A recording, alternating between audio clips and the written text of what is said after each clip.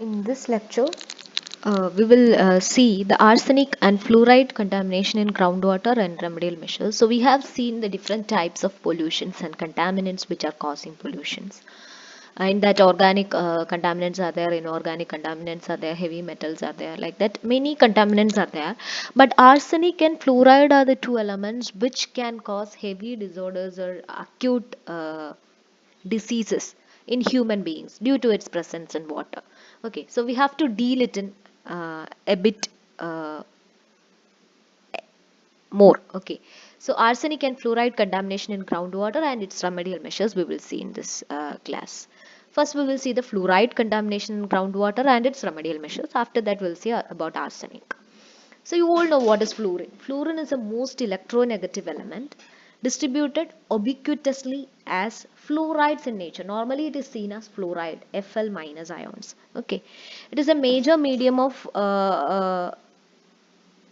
water is a major medium of fluoride intake by humans because fluoride is mainly contained in water, which is nearer to aquifers, which contains rock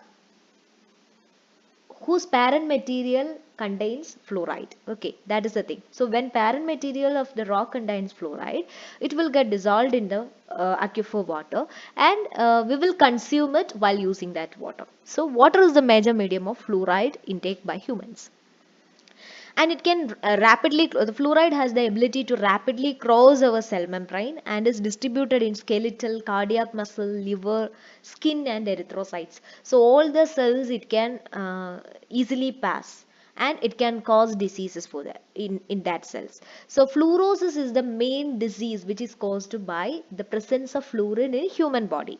Okay, so fluorosis are of mainly two types. One is dental fluorosis, which causes our teeth. Okay, and another one is skeletal fluorosis, which causes our bones. Okay, so it is characterized by dental mottling and skeletal manifestation such as crippling deformities. Crippling means curving of bones. Osteoporosis, it is pain, and osteosclerosis. So all are diseases which is caused by fluorine. And moving on to the significance of fluorine, its concentration has actually dual significance. When it is in high concentration, it will cause dental caries. Okay. And when it is in high concentration, it will cause dental fluorosis. And when its concentration is much less than 0.8 milligram per liter, it results in dental caries. Okay. So the essential maintenance, we have to maintain the fluoride level between 0.8 milligram per liter and 1 milligram per liter for the what is that for removing all the bad effects. Okay, that is the thing. And here in this figure you can see the status of fluoride contamination in India. So fluorosis, I have already explained what is fluorosis. Fluorosis is a crippling and painful disease caused by the intake of fluoride. Okay, it is caused by fluoride. It can affect both teeth as well as bones of our body, and it can enter into the fluoride can enter into our body through drinking water, food, toothpaste, mouth rinses and other dental products. Drugs and fluoride dust and fumes from industries using fluoride containing salt or hydrofluoric acid. So all these are the sources of fluoride. Even toothpaste contains fluoride because our tooth needs a sufficient amount of fluoride. Okay, when it is at higher level, it may causes fluorosis. Okay, in this figure you can see that there are mainly 10 Indian states with most number of people affected with fluorosis due to the contamination of fluorine or fluoride in drinking water or groundwater. Rajasthan is the most affected state. Telangana, Karnataka, even our neighborhood Andhra Pradesh, Maharashtra, Bihar, Madhya Pradesh, even Kerala is affected. Almost 2,75,557 people are affected by fluorosis due to the contamination of fluorine in water. So, almost 117 lakh people are affected throughout India. Almost 19 states of India is water in almost 19 states of India is affected with fluoride. Okay, so this is the status of fluoride contamination in India. So now you have got an idea about how much this fluorine can cause diseases to human beings, how it affects our country. So again in the state, again it shows the status of fluoride contamination. Almost 70 to 100 percentages of the district are 100 percentage of the part of a 100 percentage of districts are affected in the states like Rajasthan, Gujarat. It is given in red color. So in all these states, almost 70 to 100 percentage of almost all the districts of that states are affected with fluoride contamination. Rajasthan, Gujarat, Andhra Pradesh, etc. Okay. So this is the status of fluoride contamination in India. Now we'll move on to the fluoride in groundwater. Almost about 203 districts in 20 states of our country are affected with fluoride contamination that we have already seen. Around 66.62 million people in this state live under this ominous shadow. That is, they are either affected by dental fluorosis or affected by skeletal fluorosis.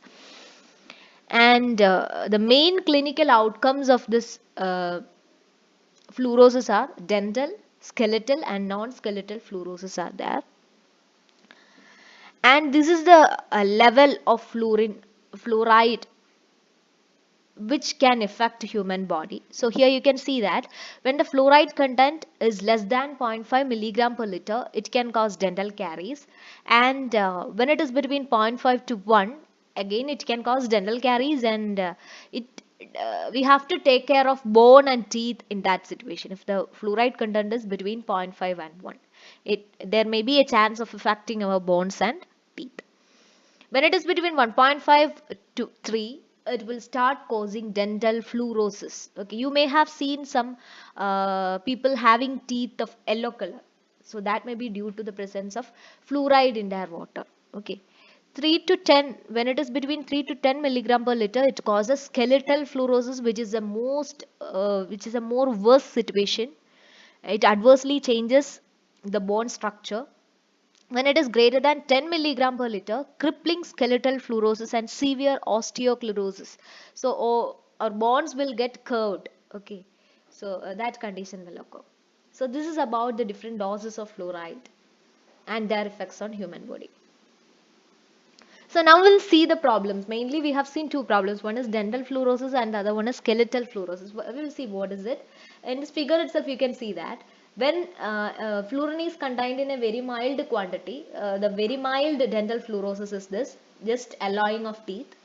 This is again mild fluorosis, whitening of teeth, and this is moderate dental fluorosis causing more whitening of teeth. This is very severe, which is alloying of teeth. Okay, so due to heavy intake of fluoride, especially during the teeth development stage, when we are at our childhood, during our teeth development stage, when we are intaking more amount of fluoride, it can result in disfigurement of teeth. Okay, when it is a severe, mottling with enamel pitting. Enamel pitting means small holes or distortions will be there in our enamel. And when it is moderate, mottling but no enamel pitting. Mottling means changing of colors and all. Lows, mild fluorosis and severe fluorosis are there. Okay, so these are about dental fluorosis. Now the second main problem caused by this fluorine content or fluoride content is skeletal fluorosis. It is a bone disease caused by excessive consumption of fluoride. Excessive consumption of fluoride. Okay. In advanced cases, skeletal fluorosis causes pain. So in that case, we can call it as osteoporosis. When we are consuming fluoride in an excess amount, it may first affect our bone, and when it is in very excess amount, we will have some pain in our bones and all. That condition is known as osteoporosis, and damage to bones and joints occurs. And the WHO has made recent estimates that about 2.7 million people in China are affected by crippling illness, and in India half of its states are considered endemic areas. So who have given that India and China are the most affected states due to this skeletal fluorosis. Most skeletal fluorosis affected state or countries in the world is India and China. These are the two largest countries, but they are mostly affected by skeletal fluorosis. So this is a condition of skeletal fluorosis. The bones will get curved. This is a severe condition of skeletal fluorosis. Now, how can we remove this fluoride from water? There are many methods for removing fluoride in water. The first method is distillation. So distillation is capable of removing almost all type of contaminants from water except the volatile contaminants. Okay. If you have a distiller or distilled water machine, you can remove fluoride. Okay. But it has several disadvantages. The main advantages is that the process is time and energy consumptive, because much time is needed, much energy is needed, and large amount of water is also needed. If you are taking 5 gallons of water to we can produce only 1 gallon of distilled water. A large amount of water is needed for distilling a small amount of water. Okay, that is the main drawback. It also leaves the resulting water empty and lifeless, because while we are distilling the water, what happens is all the organisms, all the minerals get destroyed. Okay. Now if we want some mineral in our water should contain some minerals. Okay. So if we want some minerals in our water, we have to add extra minerals. Okay. That is another drawback of this distillation process. The second process by which we can remove fluoride is reverse osmosis. You all know what is reverse osmosis. It is a reverse process of normal osmosis process. Removal of the solute by means of a semi-permeable membrane and by the application of pressure. Okay, that is this reverse osmosis process. It relies on pressure and a semi-permeable membrane to remove contaminants from water. And the reverse osmosis process can remove between 90 to 95 percentage of fluoride. Okay, and it depends on the efficiency of the particular reverse osmosis system. Okay. Mm.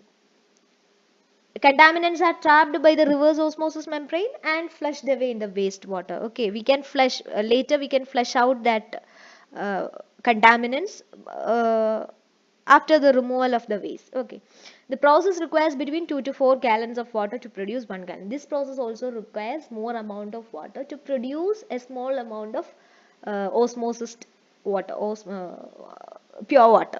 That is it. Another important method is we can remove fluoride by means of activated alumina. So actually fluorine has a capacity to attract the activated alumina.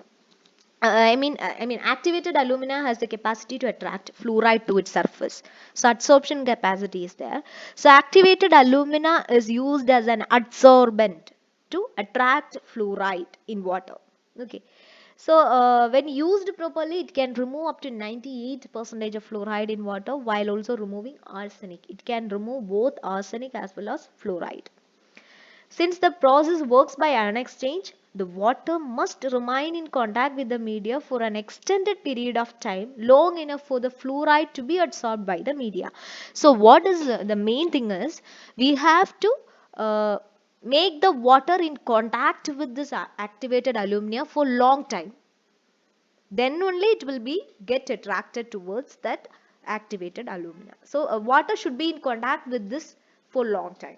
When the flow rate is faster than 1.4 gallon per minute, then there is not enough time to absorb all the fluoride. So the flow rate should be very slower. Water should be has a very lower velocity, because it needs more time to be get absorbed. Another difficulty with this activated alumina is that the media becomes saturated with fluoride. Activated alumina is actually a media, just like silica gel. When a large amount of fluoride is there, all the fluoride will get absorbed on this activated alumina, and the activated alumina will get saturated. So we have to remove it or replace it at times. Okay, that is another difficulty. And depending on the amount of media in the system and on the amount of fluoride in the water, systems using activated alumina either need to be recharged or replaced. The last difficulty with activated alumina is that aluminium is released into the treated water sometimes. Okay. So these are the difficulties of using activated alumina.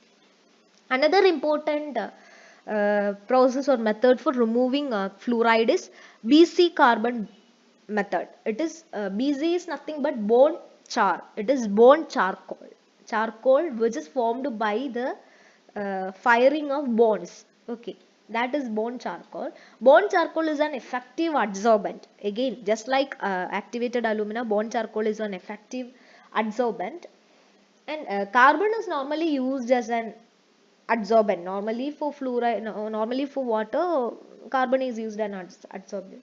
But bone charcoal or bone char is very effective because bone contains a porous matrix that is rich in surface ions. You all know that when this fluoride content is excess in our body, it firstly affects the bones because the bone has a capacity to attract this fluoride. Okay, so the same property is used here. The bone has, or the bone charcoal has the contains a porous matrix that is rich in surface ions which can attract this fluorine onto its surface. Okay, that property is used here. It can effectively remove a number of contaminants including fluoride. When used alone, BC carbon can remove up to 90% of the fluoride in water, and the efficiency can be improved by adding pre-filters before before contacting it with bond carbon or BC carbon. We have to pre-filter the water. After that we can make the water in contact with the BC carbon, then it will be more effective. And this bone char works best at slightly acidic pH and may not work as well with hard water. It can be used in slightly acidic pH and cannot be used with hard water. So these are the processes by which we can remove fluoride from water. Now we will move on to the second topic, arsenic contamination in groundwater and its remedial measure. Just like fluorine, arsenic is also very toxic element. Arsenic is a natural element that can be found in rocks and soil, water, air, and in plants and animals also. So arsenic is found on the earth's crust in deeply drilled wells, in rocks, soil, air, etc. Okay, it has a property of switching between two ions. It can exist in two forms. One is As3 plus and As5 plus. So two ions. It can switch between these two ions. Once it is As3 plus and it can convert into As5 plus. Again, reverse process also there. So it can switch between two ions. This switching property makes detection and measurement of arsenic very difficult. Okay. As3 plus is more soluble in water than that of As5 plus. And the toxicity of arsenic is dependent on the diet and the quantity of arsenic which is accumulated in our body. Arsenic is excreted. It has another property. This arsenic is excreted very slowly by the body through deposition in the hairs and nails. It is arsenic will, when it is in higher amount in our body, it will get slightly deposited in our hair as well as in our nails. And it can cause acute gastrointestinal and cardiac damage as well as vascular disorders such as black foot disease. And it has some other effects also. It can cause diabetes, keratosis, heart disease and high blood pressure. So these are some sublethal effects. And now in current state, the maximum permissible limit of arsenic in drinking water is 10 microgram per liter or 10 parts per billion, 10 ppb. You have to remember that particular numerical value. It is 10 ppb or 10 μg per liter. And the lifetime risk from exposure to 50 ppb of arsenic. It will affect our body and it can even cause death when it is exposed to 50 ppb, greater than 50 ppb. Other poisoning, arsenic poisoning related diseases. The poisoning due to arsenic can cause this much diseases: kidney failure, diarrhea, vertigo, lung cancer, abdominal pain, dehydration, skin cancer, nausea, shock, kidney cancer, bladder cancer, peripheral neuropathy, etc. It is mainly a carcinogen. And this is the status of arsenic pollution in India. The locations of arsenic in groundwater is given in the right side, the map given in the right side. The red color star shows the arsenic content greater than 0.05 milligram per liter, which is very dangerous. And the blue color star shows the arsenic content between 0.01 to 0.05 milligram per liter. Hopefully, luckily our Kerala is not affected by this contamination. This contamination is mostly affected by Uttar Pradesh, Bihar, West Bengal, Assam, Punjab, Madhya Pradesh and Gujarat, etc. So that is the case. Kerala is not in this list because it is not affected by arsenic contamination just like fluoride. So this is the main case, and 18.8% of India's total population drink arsenic contaminated water every day. And these are some of the remedial measures for removing arsenic or get rid of arsenic. We can use alternate sources of drinking water. That is a possibility only. When alternate sources are available, we can choose that. If not, what we will do? We have to remove the arsenic. Okay, that is the second choice. And removal of arsenic by chemical precipitation. By chemical precipitation, we can remove arsenic. By oxidation also, we can remove arsenic. We can use surface water. Surface water contains less amount of arsenic always. Extraction and distribution of arsenic free groundwater from deep aquifers. When we are extracting water from deep aquifers, the contamination of groundwater with arsenic will be less. So we can extract from deep aquifers. The development of sewage and waste disposal systems, proper systems should be maintained. Implementation of efficient water supply systems. So all these are the remedial measures. And some of the measures for removing arsenic are given here. It includes precipitation, as we have already discussed. Precipitation, adding lime or coagulants to water. When we are adding coagulants, what will happen is this arsenic will get combined with this coagulants and it will get suspended or deposited. That is it. Using membranes to filter it out or using an ion exchange process. Using a filter for removal is one of the most commonly used method for removal of arsenic, and water treatment plants could use large biochar filters. Biochar is an effective adsorbent used to remove arsenic as well as fluoride. Arsenic removal from domestic water can be done by means of reverse osmosis system also. Okay, so this is about the removal of arsenic. Thank you.